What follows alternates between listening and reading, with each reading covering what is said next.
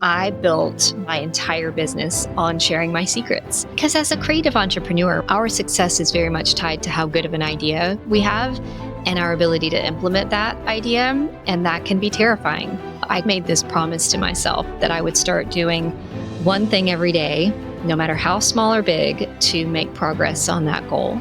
It's truly the starting that's the hardest part. It's like you'll build it up for days, weeks, months. And once you just start, things begin to flow. If you do something every single day at minimum of 15 minutes, that's over 90 hours in a year, then you will make immeasurable progress. And we all have 15 minutes. You have to become a person who's decisive and able to move quickly when you need to and step into leadership. Don't wait till you have it figured out. You can figure it out as you go 100%. Welcome to the making of Bonnie Christine. Welcome. I'm so excited for today's conversation. Oh my goodness. Thank you for having me. I'm so excited to be here. Amazing. So there's so many different places we could start, but I want to first start by something I recently read on your Instagram, and that's that you have made over $25 million in the last 7 years. Is that right? You're going to start there. That is right, Alexis. Oh my gosh. Isn't that insane? I mean, that is insane. It is, but it isn't, because I have I met you at Crafted Commerce a year ago, and I think just even watching your growth, the trajectory over the last year, like maybe it's insane, but knowing what little I know about you at this point, it's not insane, because I'm like, yeah, that makes sense. That checks out that she would do 25 million in 7 years. So my question is, what mindset shifts did you have to embrace to scale to that level? And I know that there's a lot of systems at play and you have a team and there are so many factors, but I really want to zero in on like the ways that your mindset has had to change and shift and up level to get to this point where it's actually not insane and it is very possible and it did happen. This is such a great question. There are so many. And I think that actually it's one of the things that I wish I had somebody pouring into me before, because as your business grows, you just actually have no idea how it impacts you, your life, your ability to handle big things and lead and be vulnerable and all the things. I think that one of the biggest ones was just that it was okay to have that amount of success. I think, of course, we're striving for success. And then at some point, like, what does that mean to you? Oftentimes it's like that 6-figure mark. Yeah. And then somewhere in there, it gets changed to 7 figures. And as you begin to achieve what you set out to achieve, there's this overwhelming feeling of like, is it all going to go away? Was it a lucky break? Is there anything there that can actually be trusted? And is it okay to have reached such an enormous goal? And yes, absolutely it is. And so you have to really understand that it is okay, not only okay, but like it is now like a beautiful responsibility that you have in order to turn around and pour into other people and do good with what you've done. And yeah, so that's one. The other one would be that I don't have to do everything myself. Loved that one for about a decade. Really held on to that one for way too long. That, you know, my success was because I was the one doing everything. And so really learning how to let go and everything that comes with that, right? Like training someone to think like me, learning how to delegate, learning how to stop micromanaging, learning how to trust different areas of your business with someone else, because there are capable people out there, beautiful, capable people that we just pretend don't exist. I could just go on and on about the mindset shifts that occur and really kind of embracing the ability to be vulnerable and make big decisions. I think decision making is probably one of the biggest things that come with it. Slowly and gradually, you have to become a person who's decisive. and able to move quickly when you need to, and step into leadership, which is just something that, was never really on my radar. So Yeah, that's beautiful. A common thread that I picked up was trust. Like in the first one, in the acceptance and learning to trust and have self-trust that like what you're building is okay, and that you're trusting yourself to do it and to steward it well. And then the other one around the trust in your team and the trust that other people can do beautiful, amazing things alongside of you, and that there isn't that pressure to do it all yourself. I think that's so beautiful. There's like a moment when I began to trust my business.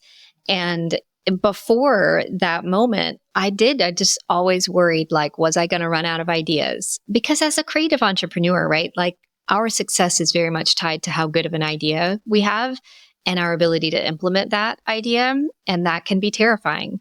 And so was I going to run out of ideas? Was it kind of this lucky break? Was it all going to go away? And just that moment of, I think I built something that's trustworthy, and I can begin to trust it. My team can begin to trust it. Like it's trustworthy on its own is a good feeling.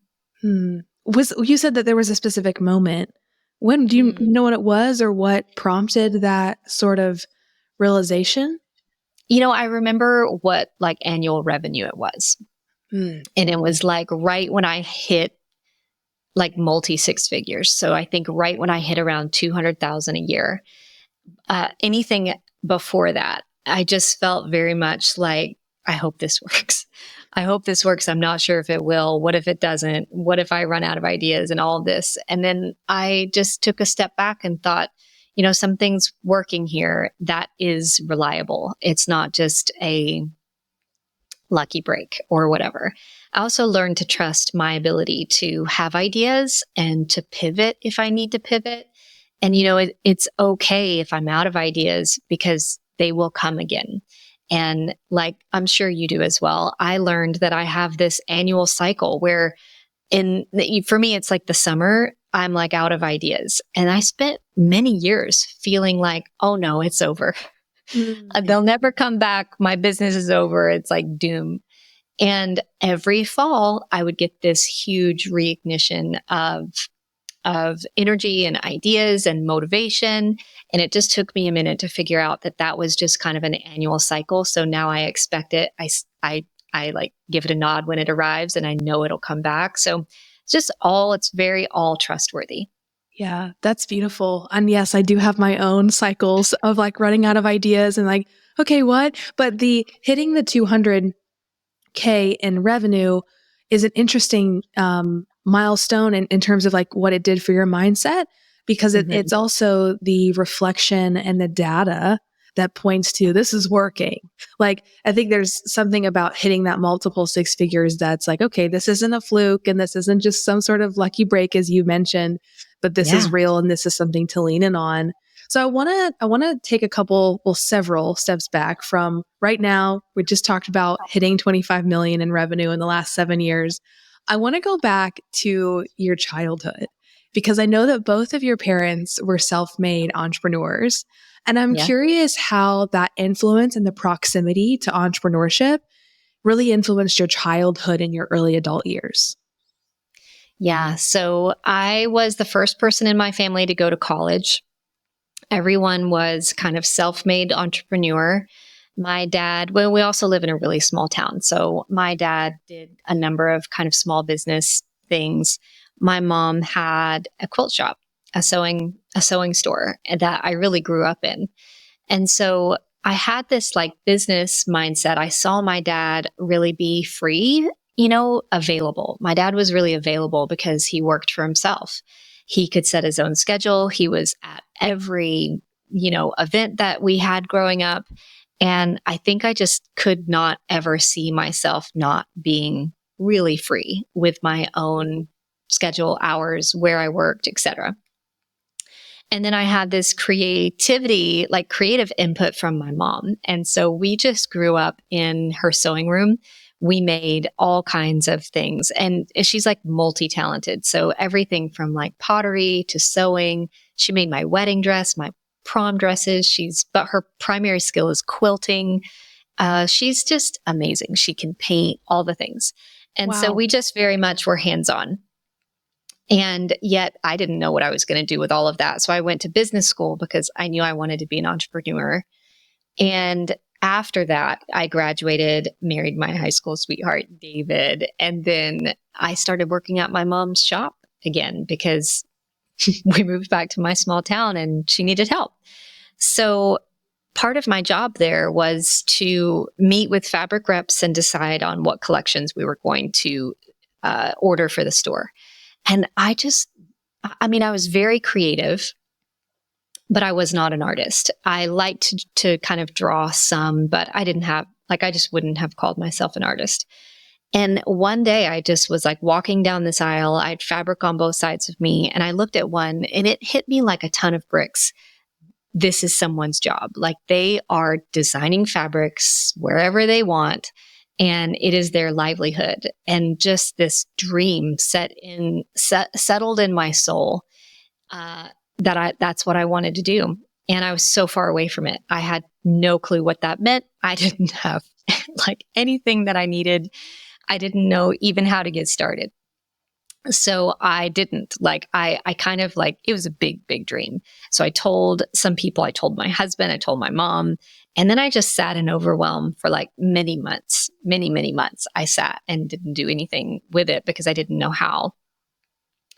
And then I woke up one morning and got super frustrated. I realized that 6 months had gone by and nothing had gotten accomplished. And I was like, just get up and start doing something. And so I kind of made this promise to myself that I would start doing one thing every day, no matter how small or big, to make progress on that goal. And so that day I Googled how to become a fabric designer, and I just started reading. And that's all I needed to do. The overwhelm just started to kind of get chipped away because there was information there, and kind of next steps unfolded. And it was like, oh, you have to learn Illustrator. And so I was like, oh my goodness, how to learn Illustrator. And then I kind of figured all of that out. And with a healthy approach, I became obsessed with this. And I didn't miss a day for 2 years. And at the end of 2 years, I was pitching a complete portfolio of designs and walked away from this industry trade show called Quilt Market with a fabric licensing contract in my pocket. Wow. I have so many questions. But I want to jump back to you mentioning sitting on the idea. The idea came to you, hit you like a ton of bricks. You sit on it for 6 months of overwhelm. I think that part of your story is where a lot of entrepreneurs can sit, and they're maybe even pre-entrepreneur. And I bet that there might even be times now that you are in that, where you're you have an idea, Totally. you have a dream. What's your relationship between I'm currently in it. Yeah. with another dream? Yeah. Oh, yeah. Okay, let's talk about this, because I feel like normalizing that doesn't just happen one time. It's something that you have a relationship with. You have an idea, you sit on it, and then you decide to take action. Is there an aspect of that pause or of sitting in the idea that you think is productive? Or do you think it's always once you have it, you need to take action? What are your thoughts on that from your own experience? Well, it's a mixture of thoughts. This is one of my favorite things to talk about because I'm so intimate with that feeling. And the scary part is that you can sit in it indefinitely. And this is where many, many, many grand ideas lie. I do think that there's some value in the ruminating, in this period of time where you're really simmering. It looks like inaction, but it is brewing, Mm-hmm. And so there is some value in that. You're gearing up, you're revving your engines. You're I'm going to do it. I know I can. And it's actually that moment of just starting. And so while it happens and everyone needs to understand that it will happen again, you do learn from it every single time. And what you learn is, again, you can trust yourself. We stand on this edge of taking action because of fear. It feels overwhelming. We're afraid we can't figure it out. We're afraid we can't produce something that we're going to like. We could even be afraid of success, right? And so we really just need to wipe it all clean and just begin. And so it's that act of beginning. And I think we all know this. It's truly the starting that's the hardest part. And once you just start, it's like you'll build it up for days, weeks, months. And once you just start, things begin to flow. They become closer. They're top of mind. They become easier. This happens with my artwork too. Like I typically create work in kind of these big batches a couple of times a year. And then I step away from it for months. And so every time I come back to it, it's the same process. Like I'm staring at this blank piece of paper and I'm like, oh, I'm not going to like anything that I start with. And it's just through like having it there and approaching it day after day after day that it gets better. It gets easier. It gets more fun. Bottlenecks begin to release and you're on your way. And so I think it's just like, there's so many techniques around this, right? Like, who has like the 5, 4, 3, 2, 1 start technique? It's just that you have to start and then you've got to commit to starting again the next day and starting again the next day. And so I say like 15 minutes counts. If you do something every single day at minimum of 15 minutes, that's over 90 hours in a year, then you will make immeasurable progress. And we all have 15 minutes. No matter who we are, we all have it. We're just doing something else with it. Yeah, that's powerful. I'm curious about this, your artist process. So you mentioned that you do batch work a couple of times a year. Walk me through like start to finish. And then I want to get into licensing because I think that's just fascinating. Yeah. Oh, but cool. Walk me through the idea of you have an idea for a collection of fabrics and then you work on it and then you set it aside. Like, what does that process look like? And is this your process or is this common as an artist? Like, what does that look like? It's my process. It's also a process that I teach. But I actually am always curious to hear how people do it across, let's say, a given year.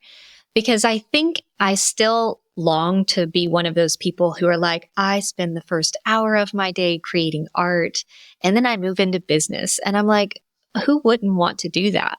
And so I still literally I have this whole thing set up in another room down the hall. And I'm like, I'm going to do it. I'm going to create every single day and then move into business.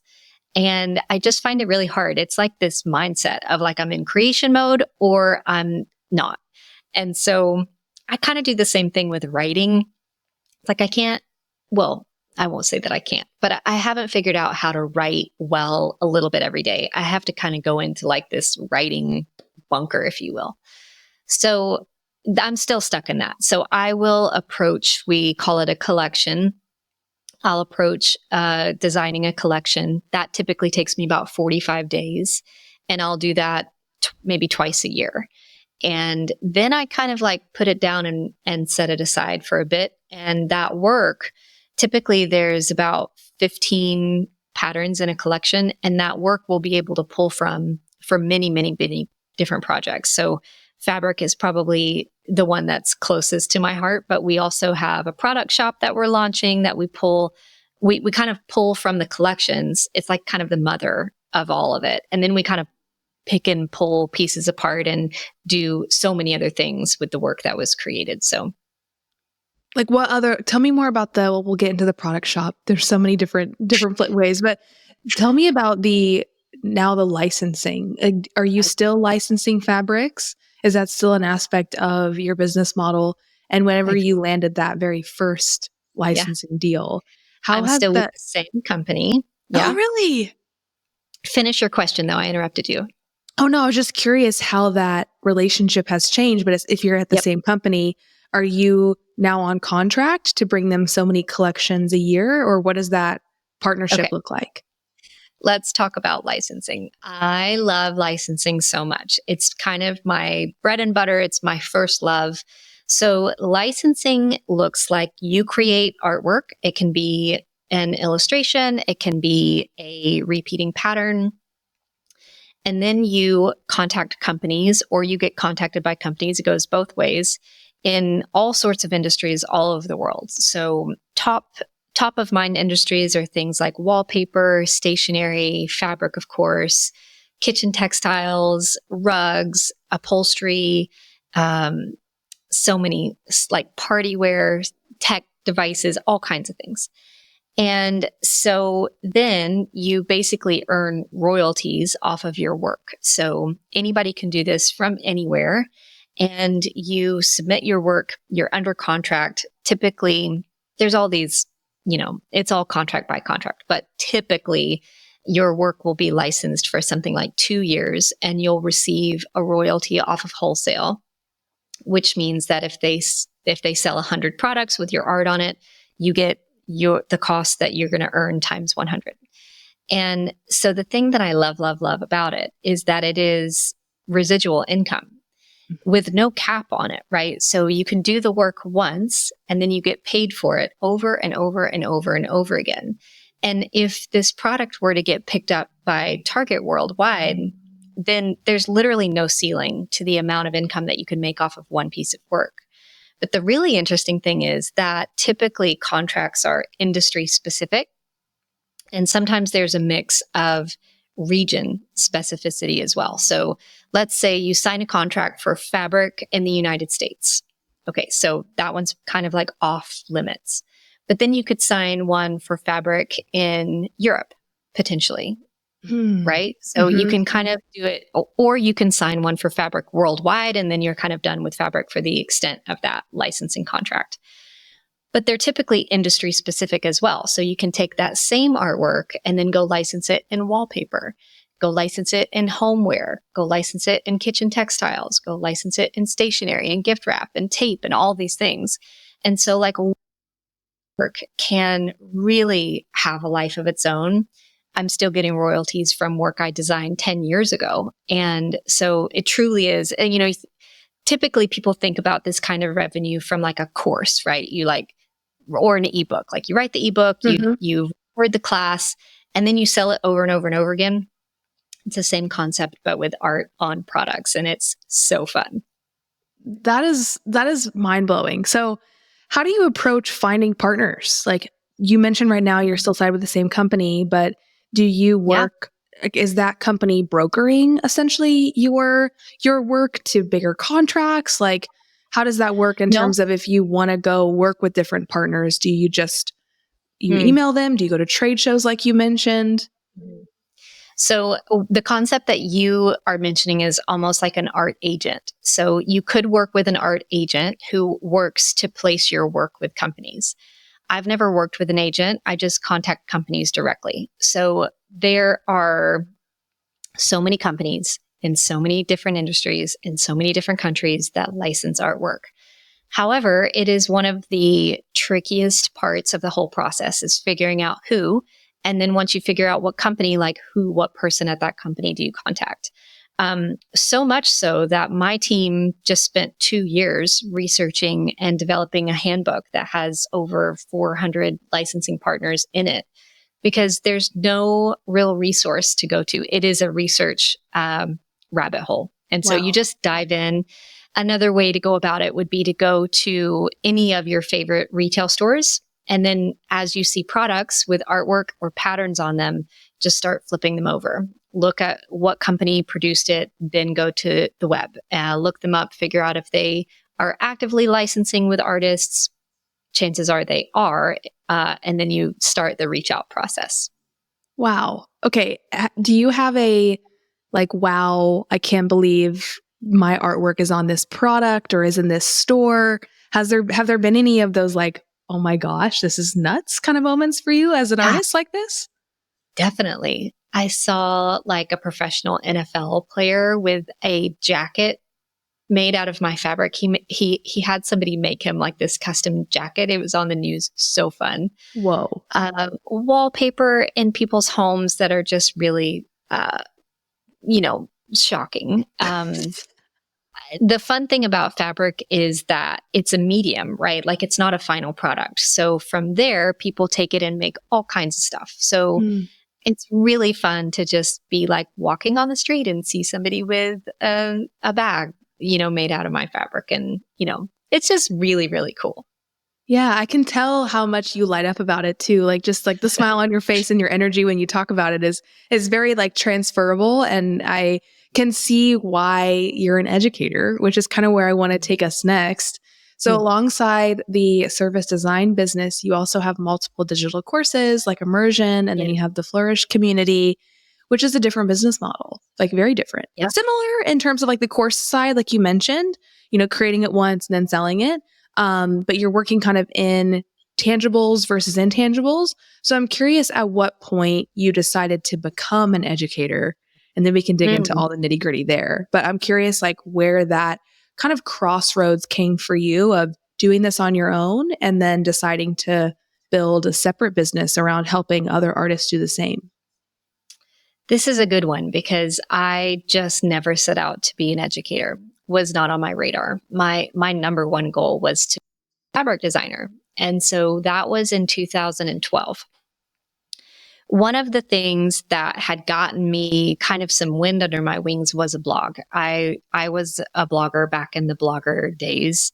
And so I had like a bit of um, online presence, if you will. And so, based off of that, I got contacted from Creative Live, which is this education platform. And they said, we don't know really what you do, but we know that you have like blog readership. So, would you be willing to come teach for us? And that was a crossroads for me because it came right after I signed my first contract. And I had spent a good 2 years learning on my own. And this was before there were online courses. This was before any of it existed. And the whole industry was like incredibly hard to crack. It was very closed, very held close to the chest. And I really piecemealed my entire education together from every corner of YouTube and Google. And I ended up just wasting a ton of time learning, figuring out what to learn, then learning things that in hindsight I didn't need to spend time learning, and just figuring it out. I very much scotch taped it together.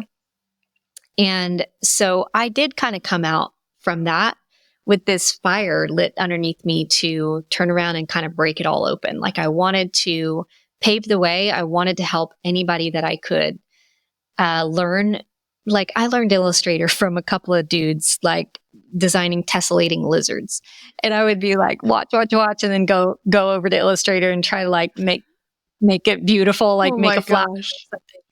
And it was just hard. So I felt like I wanted to help. Yeah. So, anyways, Creative Live reaches out and I'm like, listen, the only thing that I know, like the back of my hand right now, is Adobe Illustrator specific to surface pattern design. And they were like, oh, let's do that. And so they put me with a content coach for 6 months.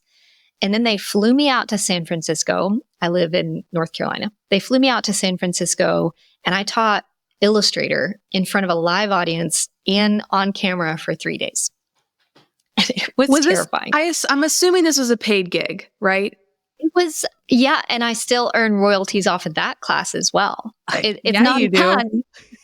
Not a ton. I think it's like $500 a month, but I will take it. Still. You know? Yeah, that's Yeah. a car payment. Amazing. For sure. And so this was 2013. And so, yeah, it was the most nerve-wracking thing I've ever done in the history of my life. And also it went well. And I got back home and I just collapsed. And I told David, like, never again. I'm so glad it's over. And Alexis, man, over the next few months, I started hearing from students. And it was not just like, cool, I learned how to design in Illustrator. It was like moms, women from all over the world who was like, you gave me permission to follow my creative dream. Like, or someone telling me that a teacher told them that they could never draw and that they needed to go and to college and get a real job, moms who quit their day job and started working at home with their kids, like just radically transformative stories. And it still took me a minute. And finally, I was like, this is so clearly so much bigger than I thought. This is really only beginning. Like, this is more of my true calling is to equip people with what they need in order to create a life and a career that they just are obsessed with. And so I started teaching on some other platforms. The caveat is that I started having children. So I had my first in 2013, my second in 2015. So it just took me like a minute. Yeah. So 2018 is when I came out with my signature course, which is called Surface Pattern Design Immersion. And that was the moment where I was all in education. Wow. And right now, your breakdown between, if you can share, like the revenue between your royalties and being a fabric designer. And then, and let's talk about this in the scope of like the last year. Because I know like, Yeah. you know, you were fabric designing for several years prior to the digital course business and education business. What would the revenue breakdown be now? Is it 50-50? Yeah. It's not 50-50. So I maintain like a six-figure art side to the business. So from licensing alone, I'm doing six figures somewhere in there, from, six to multi six figures on the licensing side. But one of our biggest priorities is ramping that up. I mentioned the product shop, and the product shop is like, we really want to show people what's possible. What is possible from putting your art on products. And so we've kind of paved the way for licensing. I'm really excited that we're ramping up our licensing too, because just by way of how things have been, right? Like, I haven't actually attempted to grow my own licensing in a handful of years. So this next year, we have so much in the pipeline to focus on that side of the business as well as the product side, because we have many students. So there's really three different ways to create income from your art. One of them is licensing. It's my favorite. It's super like low barrier, right? Mm-hmm. You can do it from anywhere. You don't have inventory and shipping and all of that, right? Like, your job is to create art. The second one is print on demand. So we educate on POD. Print on demand is when you don't have the licensing partner is removed and you go straight to the POD supplier, upload your artwork, and then you sell it. So they fulfill and you design. So again, no inventory.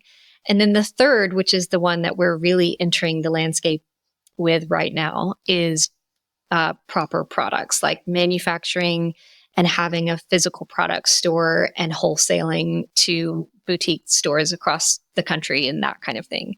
And so our goal with that is really just to show our students what's possible when it comes to creating a business from the product side, the artwork on product side alone. Wow.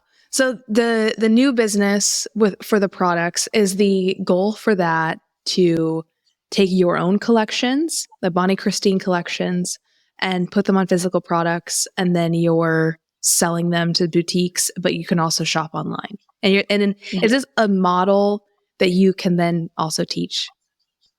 Yeah, I mean, that would be ideal. I won't teach anything until we feel like we figured it out.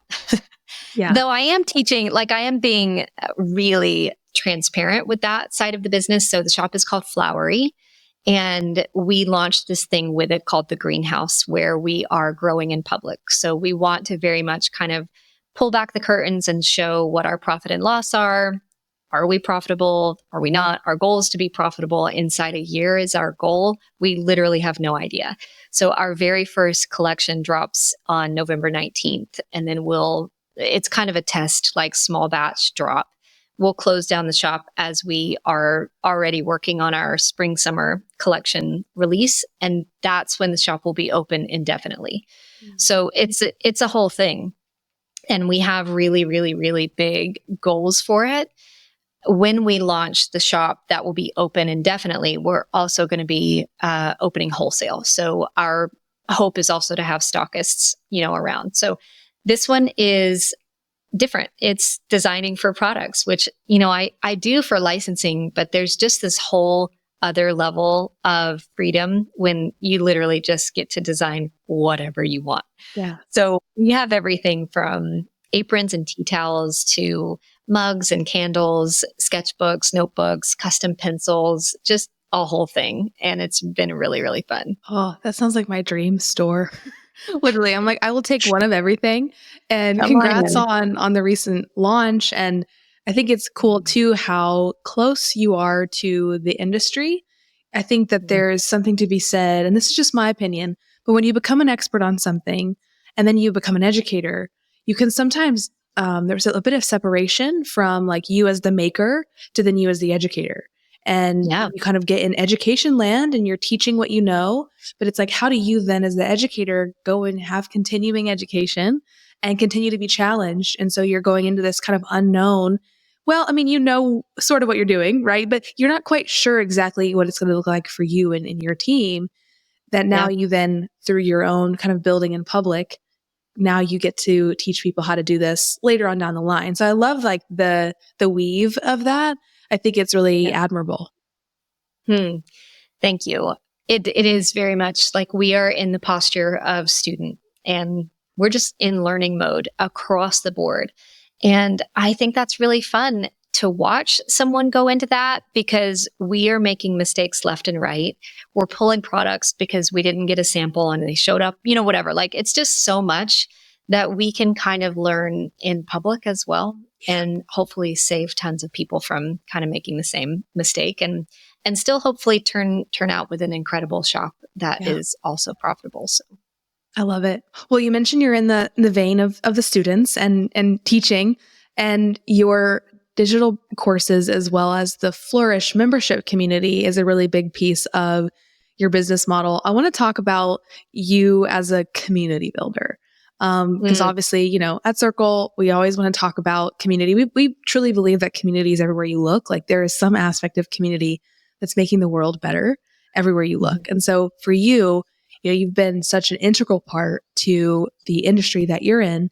And now I'm curious, as you've built this out digitally, like what specific aspects of growing the community side of your business have been really impactful to your members?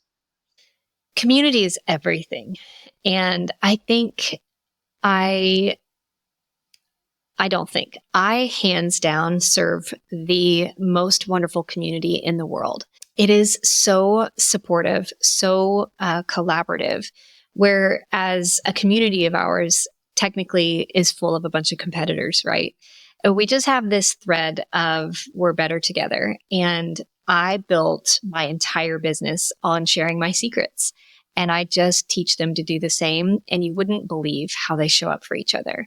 They'll figure something out and they immediately are coming to share it with the community across the board. It has been so incredibly lovely. I think that one thing that makes community just extra is when you're in an industry or a situation where there's this like secret language because we're talking about surface pattern design and I am positive that the majority of your listeners have had no idea what that was. And so, you get into that and it's like, well, then we're talking about licensing contracts and royalty fees and the image trace tool in Illustrator. There's just like all this stuff. And creative entrepreneurship is isolating already. It is beautiful and awesome and insanely cool. And also, you're typically at home by yourself, doing your thing.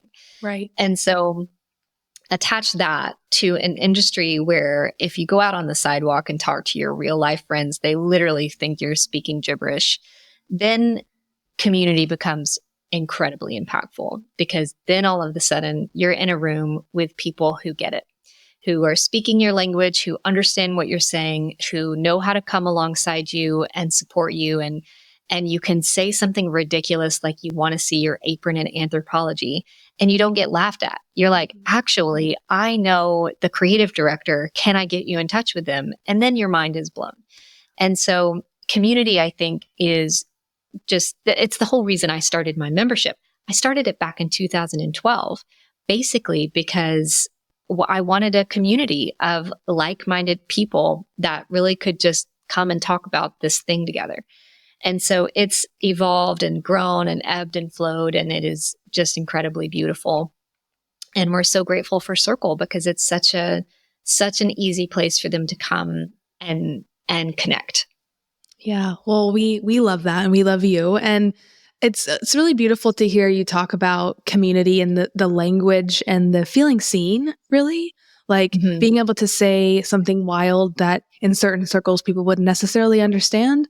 And I think that's one of the beauties of community is it does give people the ability to feel very heard and to feel celebrated in the uniqueness of whatever they're pursuing, whatever interest or business goal it is. And it's interesting. So just to clarify, did you build a community, 2012, with prior to even the digital courses? Like I community was sure always did. the Yeah, center? I sure did. Yeah, that membership, it's the same membership. So it's going on 14 years. I don't do my math on that. 12, I 12, think. yes, 12 it is. 12 years. And so I don't even know what month it is. Um, it has been that. And, we're not really talking about this part of it so much today, but my membership when I started was $5 a month. And I didn't know what I was doing. I did it through like a PayPal recurring link in a blog post. Okay. I didn't have like a login, all the stuff. I had like a Facebook community and it was really a paid newsletter is in hindsight is what it was. Cause that's how I sent it. And then it has grown and grown into where we have like a whole platform now. But people get locked in at the rate that they pay when they come. So today it's $47 a month and I still have people paying $5. But the coolest thing about that membership was I created it for community. And it also, I had 200 people join me on opening weekend. And that was $1,000 in my business that was recurring for the first time ever. Mm. And that was the most predictable revenue that I had ever known in my entire life. We were living, I looked this up, how much my husband and I were making for the state that we were in 2012 was the poverty line. It was like the number of like, if you're this or below, you're considered poverty. And so that amount of recurring revenue that was predictable was just insanely life changing. And so that, I don't know, that's just a side note, Of but the course. I mean, membership that's has been, the economic empowerment that a recurring revenue model can give you as an artist, as an entrepreneur, as a maker is truly yeah, like you can sleep different at night. Like it you, really does change. Go ahead. yeah, you sleep different. And back then I had an open model, not anymore, but back then you could just kind of join whenever. But what that meant for me is that on any given day, I would have like $15 pop into my account or $25 pop in my account. And Alexis, it meant that I could go get groceries for our dinner that night. It was insane that I would wake up to money in the bank that meant that we were going to make it. And so I'm just so incredibly grateful. That membership today alone does over 7 figures. And again, I'm just as grateful for it today because my whole business runs on that.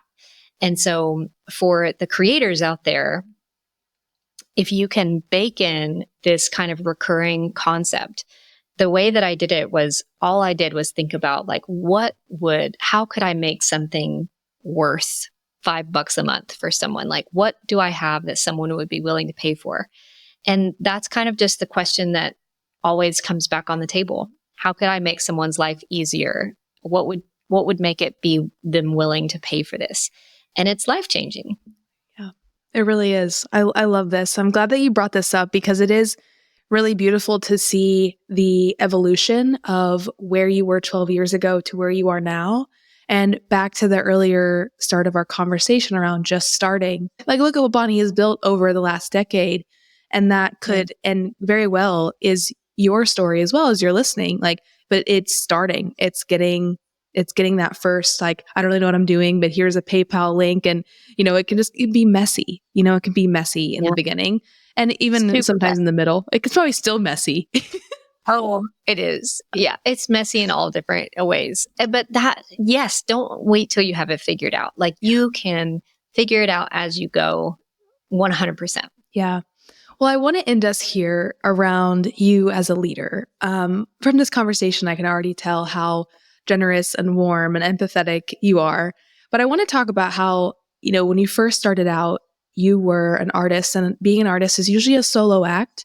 And as you mentioned, you didn't necessarily seek out to be a leader. And now you are one. You have a team of 11, 12, I think now. So I'm curious Um, what your leadership values are and how you live them out with your team on a day-to-day basis. For those of the listeners that are at that stage where they are building a team, or maybe they're a little worried about becoming a leader, or they are one and they're just trying to figure out how to do it maybe a bit better. Well, first of all, for me, it never felt natural. For me, I felt like the biggest kind of learning curve was, what does this even look like? How do you become a good leader? How do you, it's a whole thing to have somebody in your business helping you. So we are 11 today, and like next week we're going to be 13, which is insane. Congrats. Thank you. Yeah, thank you. So I'm on a lifelong journey with this one. I really started really focusing on this in 2020. And so I took I read a whole bunch of books, happy to share those along the way on leadership. And then I started with a coach. I have a coach that's just been there, done that, super wise, can pour into me. Because I think one thing that happens when you start having a team is that you kind of turn to them for your kind of leadership, growth. And really, it's really beautiful to have somebody who can really pour into you. And then we have some core values. One of them is extreme ownership. This comes from a book by Jocko Willink called Extreme Ownership. Yes. And, the concept is pretty simple. Like, you just own it. It's all your fault. Every time you point a finger, you can just turn that finger right back around to yourself. And like, what did you have to do with this outcome? And so we just really believe in that. And I'm the first one to say, like, I messed up. This is totally my fault. I'll take all the fall for it. Integrity is a huge one. So just doing what we say we'll do, doing what I say I'll do. And then also being transparent with them, like, how are things really going? And just that really deep connection and making sure that it's always surrounded with integrity is a big one. We very much we're an all-female team. Many of us are moms. And so I really built a business that I would love to work for, even though I'm an entrepreneur. So we many times talk about the team as entrepreneurs because they're all entrepreneurs. They all have their own kind of business, and then they come and work inside my business, which is really, really just beautiful. And so everyone has areas of ownership where they own the process, the program, all the way through the outcome, so that nobody's being like overly micromanaged. And then we get to come and really feel like we are entrepreneurs working inside of one kind of big business. And that's been really beautiful to see everyone step into that as well. But the point there was that I built a business that I would love to work for, which means that we're flexible and everyone gets to kind of set their own hours for the most part. Like, we've got a night owl that works till 2 a.m. and we've got a early bird who starts at 5 a.m. And it's just like, what works for you, what works for your life, what works for your children's schedule, as long as the work gets done. Yeah, I love that. Those are beautiful values. And I was nodding because there's even aspects of that at Circle that we have as well, like the autonomy and ownership and integrity. It's important, especially when you're looking at building something of true longevity and sustainability. Like, you're not building something that's like a flash in the pan. Right now, we want quick cash. Like, you're building something that you want to do for a long time and that it has that strength and meaning to it. So thank you so much. This has been truly such a lovely conversation with you. And I'm sure people are like, I want to see Bonnie's work. Where can people follow you and learn more about what you do? I am Bonnie Christine in all the places. This is the first time that this has come up, but the first exception is the shop. It's shopflowery.com. Okay. So if you want to see products, that's over there. And Bonnie Christine on Instagram and the web. Thank you so much. Yeah, of course. I'll have all those linked up in the show notes. Bonnie, you are a star. Thank you so much. Thank you for having me, Alexis. If you're still here with us, wow, what an incredible conversation with Bonnie. I loved how authentic and honest she is, the warmth in which she has built her entire business with the lens of community at the center. And we actually get the opportunity to hear from one of the women that's inside of Bonnie's community. Her name is Melissa Johnson, and she first discovered Bonnie 4 years ago after experiencing a lot of success in her own business as an artist. And she was at that point where she was trying to figure out how to make it sustainable. She stumbled upon Bonnie's work, and 4 years later, she has found a beautiful way to make an income for herself and for her family and turn a business as an artist into something really sustainable and lucrative. With that, let's hear from Melissa Johnson. Welcome to the making of Melissa. I'm so excited to hear your story and hear how Bonnie has impacted you. I'm so grateful to be here with you. So I'm curious, when did you first discover Bonnie? Where were you at in life? And what about coming across her online really clicked for you? It probably seems like an advertisement, but it was literally like a fateful moment when I came across Bonnie's free workshop, which was a dual benefit because you don't want to dive into something new unless you know it's going to be impactful or beneficial. So free was wonderful. I actually taught myself how to sketch and watercolor during COVID, and it turned into a pretty lucrative custom business. And I had gotten to the point where I should have been ecstatic at the growth and the opportunity, but I have 3 small children, so I could not keep up in a healthy way or sustainable way what I was creating. And at the point in which I was having the thoughts I can't continue to work like this is when I found Bonnie online.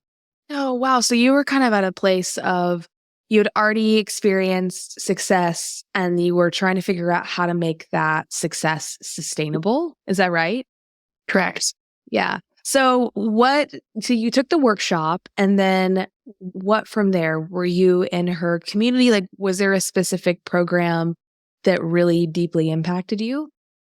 Yeah, so after I took the free workshop, I discovered what surface pattern design was and, taking the artwork that you create and then putting it on products and creating a sustainable income so that one original custom now becomes hundreds of opportunities. So after I learned this in her workshop, it was like the aha moment, I can do this with small children and still be present and contribute to my family. So I jumped into her immersion class, which literally life-changing, because I think it's not just about foundationally creating artwork and putting on products. It went so much further in depth on business and marketing, those mental things that we have to go through as entrepreneurs and creatives.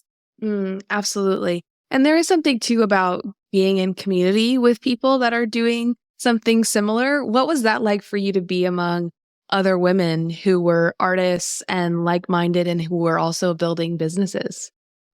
You're right. That is probably 50% of it grows your courage. It shows you that it's possible. And that was one thing about Bonnie that has absolutely changed my perspective on being an entrepreneur. At first, I thought, this is going to be great to contribute to income to our family and do what I love. But watching how Bonnie has brought others together and then supported them to grow their dream and then support their communities, it's just expansive. It goes past yourself, and being a part of something bigger than we ever thought possible is really powerful and really unique. Yeah, I love the focus on the legacy and it something living on beyond you or being expansive beyond you as an individual. And Bonnie and I talked about this a little bit in the episode about how being an artist is usually quite solitary.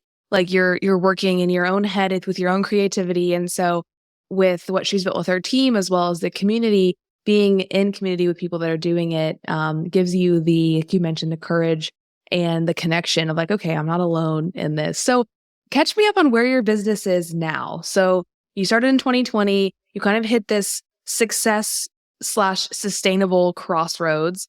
and you take her course. Where are you at now? Like, what are some of the successes that you have experienced over the last couple of years? It's honestly surreal to like think that in the end of, or in not the May of 2022, I came out of the immersion course and I was excited at the potential, but I didn't realize how my life would change in the next 2 years. I walked out of immersion and quickly started working with small and large brands. Posting my work on Instagram has brought hundreds of licensing opportunities, and just seeing your artwork on baby blankets and apparel and wallpaper, it's a bit surreal. Mm. Was there a specific, like, oh my gosh, I can't believe, like, was there one product or one brand that you worked with that like was really a dream come true for you? Or are you still like waiting for that day where you get what you or like the big dream is? I feel like every time a boutique or a brand approaches and asks to work together, it's every time it feels pretty special. So every opportunity has been kind of like that, I would say. There's always like big hopeful dreams as well for other things, but I think even the small boutiques choosing to work with you because of what you've created is really special. But another moment that has been really great is launching a course, which I had never intended to do. And now I have almost 200 students that I'm teaching how to be creatives that has stemmed from what I've learned with Bonnie. Wow.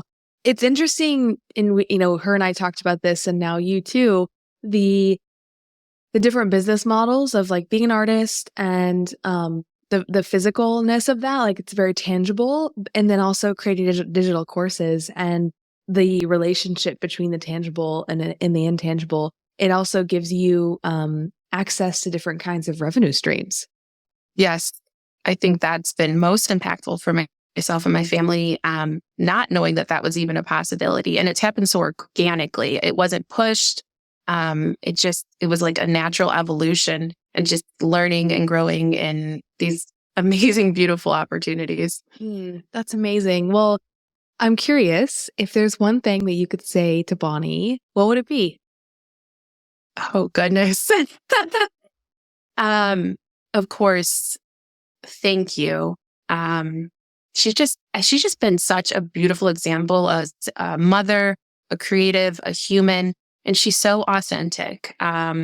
I'm just grateful that our paths have crossed. And from the bottom of my heart, I know that she has changed my trajectory and giving me courage and confidence. And I have no doubt that I'm just one of thousands, if not more, that has stemmed from her following her heart and dream, and then just deeply sharing that with others.